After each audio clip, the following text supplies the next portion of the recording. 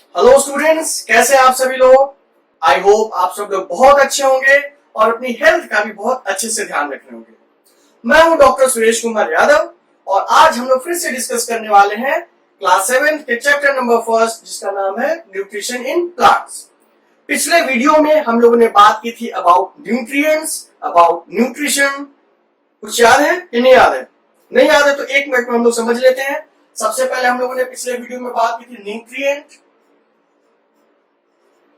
Nutrient, तो nutrient क्या होते थे? जैसे कि फूड में अलग अलग कंपोनेंट्स हैं, कार्बोहाइड्रेट, प्रोटीन, लिपिड, है ना। तो इन्हीं को हम लोग क्या बोलते हैं? न्यूट्रिएंट्स। ओके। न्यूट्रिशन क्या होता था? मोड ऑफ अरेंजिंग फूड और मोड ऑफ हैविंग फूड, है ना। तो उसमें दो पार्ट्स होते थे। तो दूसरा टर्म क्या था? न्यूट्रिशन, जो कि हम लोग डिस्कस कर चुके थे पिछले वीडियो में। न्यूट्रिशन, इसी के दो पार्ट हम लोगों ने पढ़े थे। हम लोगों ने बात की थी अबाउट ऑटोट्रॉफ्स और हम लोगों ने बात की थी अबाउट हेट्रोट्रॉफ्स। कुछ याद है कि नहीं है? अगर नहीं याद है तो एक लाइन में फिर से समझ लेते हैं।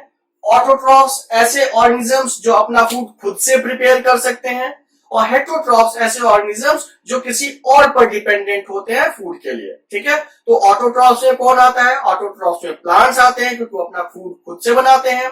और हेट्रोट्रॉफ्स में दूसरे ऑर्गेनिजम्स आते हैं अदर देन प्लांट्स। ये हम लोगों ने डिस्कस किया हुआ था, राइट।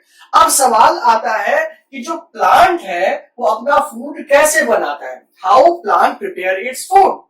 तो आप सभी लोग जानते हैं एक प्रोसेस जिसका नाम होता है फोटोसिंथेसिस। जो प्रोसेस है उसका क्या नाम होता है? फोटोसिंथेसिस। फोटोसिंथेसिस।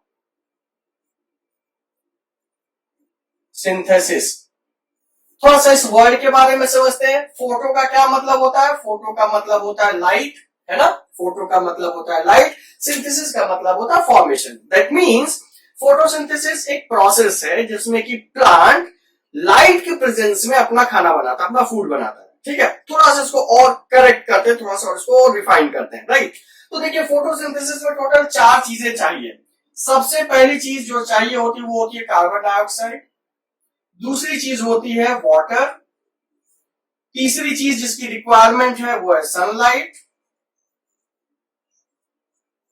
और चौथी चीज जो चाहिए वो होती है क्लोरोफिल।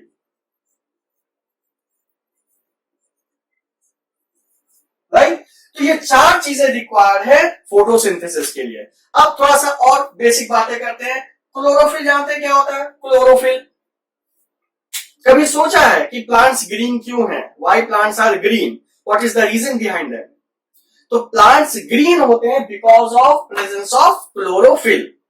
आप आगे क्लासेस में पढ़ोगे प्लास्टिक्स के बारे में, तो ये क्लोरोफिल एक पिगमेंट है, ग्रीन पिगमेंट है, जिसकी वजह से जो लीव्स होती है वो क्या होती है? ग्रीन होती है।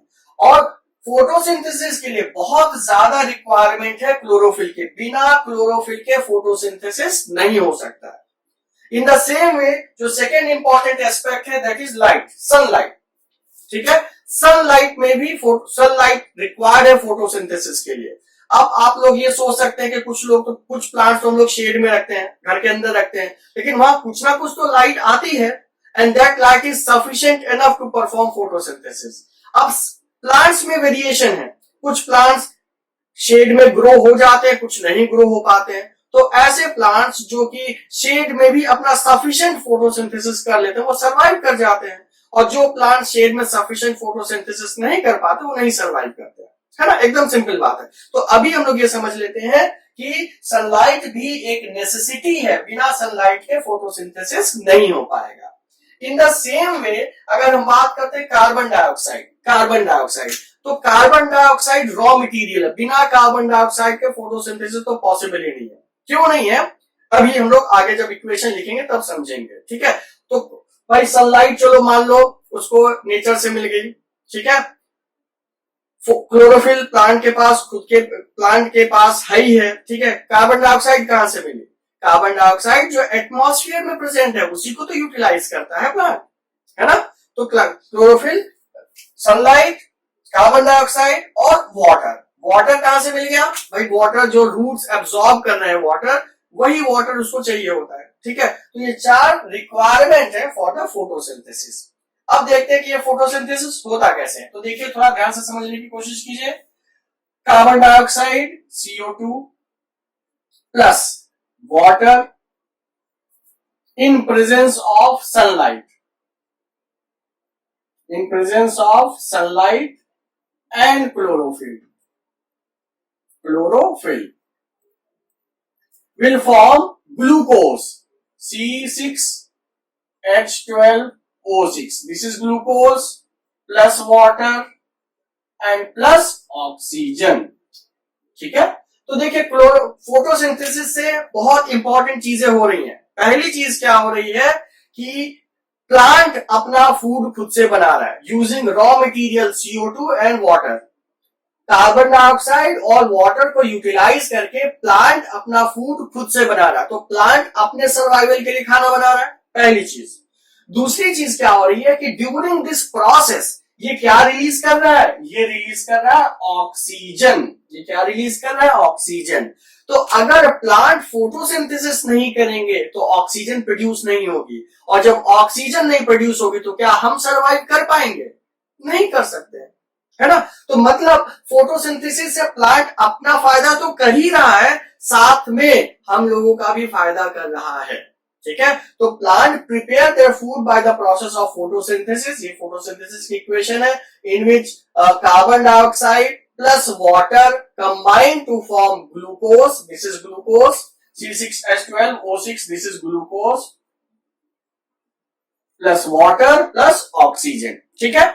दूसरी बात यहीं पर थोड़ा सा समझ लेते हैं कि प्लांट जो है ग्लूकोज को एज सच नहीं रखता है, उसको कन्वर्ट करके रखता है, ठीक है। तो जो स्टोरेज फॉर्म है दैट इज स्टार्च। तो जो प्लांट में जो ग्लूकोज होता है वो अल्टीमेटली कन्वर्ट हो जाता है स्टार्च में। तो किसी भी सब्सटेंस में अगर स्टार्च है इसका मतलब वो फोटोसिंथेसिस उसने किया होगा, तभी वो स्टोर फॉर्म में है, ठीक है। क्या ये बात समझ में आ गई। तो अभी हम लोग इसको थोड़ा और डिटेल में देखते हैं।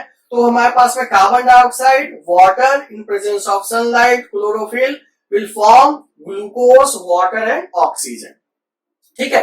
तो अब हम लोग बहुत छोटे छोटे से एक्सपेरिमेंट्स देखते हैं जो कि ये प्रूव करेंगे कि ये सारी चीजें नेसेसरी हैं। बहुत सिंपल। तो एक्सपेरिमेंट करने से पहले जरा हम अल्टीमेटली ये देख लें कि हम एंड रिजल्ट कैसे चेक करेंगे। भाई आपने नॉर्मल फोटोसिंथेसिस देख लिया, प्रोडक्ट क्या बना, प्रोडक्ट बना स्टार्च। प्रोडक्ट क्या बना, स्टार्च। तो स्टार्च को ही जब हम टेस्ट करेंगे तो आपको पता लगेगा कि अगर स्टार्च है दैट मींस फोटोसिंथेसिस हुआ होगा, स्टार्च नहीं है तो फोटोसिंथेसिस नहीं हुआ होगा। सिंपल, यही बेसिक प्रिंसिपल है। अब दूसरा सवाल आता है कि भाई हम स्टार्च को कैसे टेस्ट करेंगे, हम लोग स्टार्च को कैसे टेस्ट करेंगे। तो एक सब्सटेंस होता है which is known as iodine. Iodine आप सभी जानते हैं, है ना। आयोडीन में, नमक में आयोडीन है, टाटा नमक सभी लोगों ने सुना है ना, सुना है कि नहीं सुना है। टाटा नमक देश का नमक, उसमें सही मात्रा में आयोडीन, राइट, ठीक है। तो उसी आयोडीन की बात हो रही है। तो आयोडीन होता है एक सॉलिड सब्सटेंस है, ठीक है, ग्रे कलर का सॉलिड सब्सटेंस होता है, ब्लूइश ग्रे होता है, ठीक है। तो अगर आप जो है आयोडीन को स्टार्च से रिएक्ट कराते हैं तो अगर स्टार्च है तो स्टार्च अपना कलर देता है ब्लू ब्लैक, ठीक है। ब्लू ब्लैक का मतलब हो गया डार्क ब्लू या ब्लैक आप कह सकते हैं, ठीक है। तो अगर स्टार्च है और उसमें आपने आयोडीन गिराया तो ब्लू ब्लैक कलर देखा। आप फिर से टाटा नमक का एडवर्टीजमेंट याद कीजिए, वहां पर नमक होता है, कुछ ड्रॉप्स गिराए जाते तो ऊपर हो जाता है ब्लू, तो जितना गाढ़ा रंग उतना ज्यादा आयोडीन, याद है। सेम चीज यहां पर भी है कि अगर स्टार्च है होगा तो वो क्या करेगा, आयोडीन जो होगा वो ब्लू ब्लैक कलर आपको प्रेजेंट करेगा, ठीक है। तो अगर स्टार्च है तो ब्लू ब्लैक होगा, नहीं तो नहीं होगा, ठीक। तो यही प्रिंसिपल हम लोग हर बार यूज करेंगे, ठीक है। तो सबसे पहली बात करते हैं टू चेक कि क्लोरोफिल इज रिक्वायर्ड। पहले हम चेक करने जा रहे हैं कि क्लोरोफिल इज रिक्वायर्ड। तो आपने बच्चों बहुत टाइप के ऐसे प्लांट्स देखे होंगे जिसमें वेरीगेटेड लीव्स होती हैं। जैसे हमने एक लीफ बना दी, ये पूरी ग्रीन है, ठीक है। दूसरी हमने लीफ ले ली जिसमें आपने देखा होगा कि कलर होता है। मान लीजिए ये जो बीच का स्पॉट है वो ये व्हाइट कलर का है या ये रेड कलर का है, ठीक है। बाकी बाहर ये ग्रीन कलर का है और बीच का जो स्पॉट है वो रेड कलर का है। क्या ये बात समझ में आ गई। और ये हमारे पास जो लीफ है वो कंप्लीटली क्या है, कंप्लीटली ग्रीन है, ठीक है। दो प्लांट्स आपने लिए, एक में वेरीगेटेड लीव्स हैं, वेरीगेटेड का मतलब अलग अलग कलर्स हैं, ठीक है। एक बीच वाला पोर्शन जो ये दिखा रहा है वो रेड कलर का है, ठीक है, और बाहर वाला ग्रीन। रेड कलर का मतलब हो गया कि यहाँ पर क्लोरोफिल नहीं होगा, ग्रीन कलर का मतलब हो गया यहाँ पर क्लोरोफिल होगा, ठीक है। दोनों प्लांट्स को आपने धूप पे रखा, 1 घंटे तक रख दीजिए, ठीक है। उसके बाद इन लीव्स को प्लग करिए, तोड़िए और क्या कीजिए, इनको स्टार्च टेस्ट या आयोडीन टेस्ट में सब्जेक्ट कीजिए, ठीक है। प्रोसीजर होता है, प्रोसीजर में भी अभी इन डिटेल नहीं जा रहे, लेकिन आप सिंपली समझिए कि आप इनका स्टार्च टेस्ट करने जा रहे हैं विद आयोडीन। तो जब आप इनको आयोडीन से ट्रीट करेंगे तो ये जो पूरी लीफ है, ये जो पूरी लीफ है, ये क्या पूरा का पूरा कलर क्या हो जाएगा, ब्लू ब्लैक, ठीक है। ये तो पूरी लीफ हो गई। इस लीफ की अगर हम बात करते हैं, इस लीफ की बात करते हैं, तो जो रेड रीजन था ये ब्राउन होगा, ब्राउन हो जाएगा, और बाकी जो रीजन है वो क्या हो जाएगा, ब्लू ब्लैक। क्या ये बात समझ में आ गई? इसका क्या मतलब हुआ भाई, इस रीजन में जो पहले ग्रीन था उस रीजन में क्या हुआ, ब्लू ब्लैक कलर आया, दैट मींस वहां पर स्टार्च प्रेजेंट है। लेकिन जो रेड रीजन था वहां पर ब्लू ब्लैक कलर नहीं आया, इसका क्या मतलब हुआ, वहां पर स्टार्च प्रेजेंट नहीं है। अब सवाल आया कि स्टार्च क्यों नहीं प्रेजेंट है? ओ भाई, जब यहाँ पर क्लोरोफिल ही नहीं है तो कैसे फोटोसिंथेसिस होगा? यहाँ ग्रीन कलर है तो यहाँ फोटोसिंथेसिस होगा, यहाँ ग्रीन कलर नहीं है तो फोटोसिंथेसिस नहीं होगा। क्या ये बात समझ में आ गई? एकदम सिंपल एक्सपेरिमेंट था। वेरीगेटेड लीव्स लेनी थी, फिर आयोडीन टेस्ट करना था। जहां जहां ग्रीन पोर्शन होगा वहां वहां आपको ब्लू ब्लैक मिलेगा, जहां ग्रीन पोर्शन नहीं होगा वहां पर आपको ब्राउन कलर मिलेगा। पॉइंट एकदम सिंपल है ना? ओके, अब सेकेंड पॉइंट की बात करते हैं। Second point, to check that sunlight is necessary, ठीक है। अब हम इसी लीफ में ही एक थोड़ा सा वेरिएशन करते हैं, इसी लीफ में ही थोड़ा सा चेंज करने जा रहे हैं। ये नॉर्मल लीफ थी, आपके पास ग्रीन कलर की लीफ है, ठीक है। अब हम क्या कर रहे हैं, इस पर एक ब्लैक कलर की पेपर स्ट्रिप लगा दे रहे हैं। ये जो हमने लगाई है ये क्या, ये ब्लैक कलर की पेपर स्ट्रिप हमने यहाँ पर लगा दी है। क्या ये बात समझ में आई?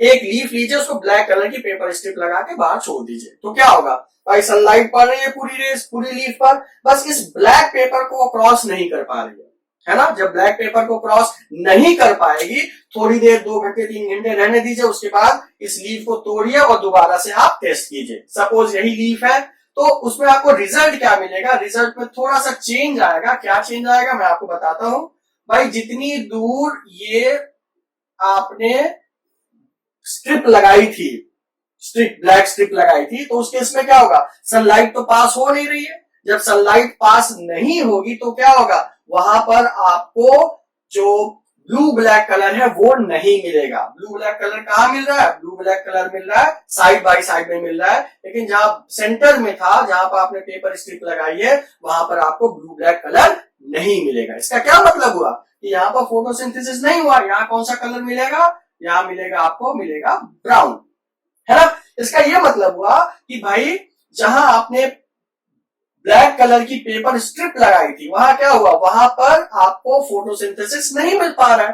दैट मीन्स कि फोटोसिंथेसिस के लिए सनलाइट की भी रिक्वायरमेंट है। क्या ये बात समझ में आ गई? उसमें सनलाइट की भी क्या है, रिक्वायरमेंट है। पॉइंट क्लियर हो गया? ओके, अब जरा हम लोग बात करने जा रहे हैं कार्बन डाइऑक्साइड की। आप कैसे टेस्ट करोगे कि कार्बन डाइऑक्साइड नेसेसरी है, ठीक है। तो इसके लिए एक सिंपल सा अरेंजमेंट आपको बनाना पड़ेगा। मान लीजिए हमारे पास में थोड़ा सा जगह बना लेता हूं इसके लिए, आप लोगों के लिए ये हटा देता हूं, ठीक है। ये अब लोग पूरा पढ़ चुके हैं तो ये मैं हटा रहा हूं, ठीक। तो अभी देखिए हमने क्या किया, हमने एक प्लांट लिया और हमने एक लीफ ली। थोड़ी लीफ इस बार बड़ी बना रहे हैं क्योंकि इसकी जरूरत पड़ेगी, ठीक है।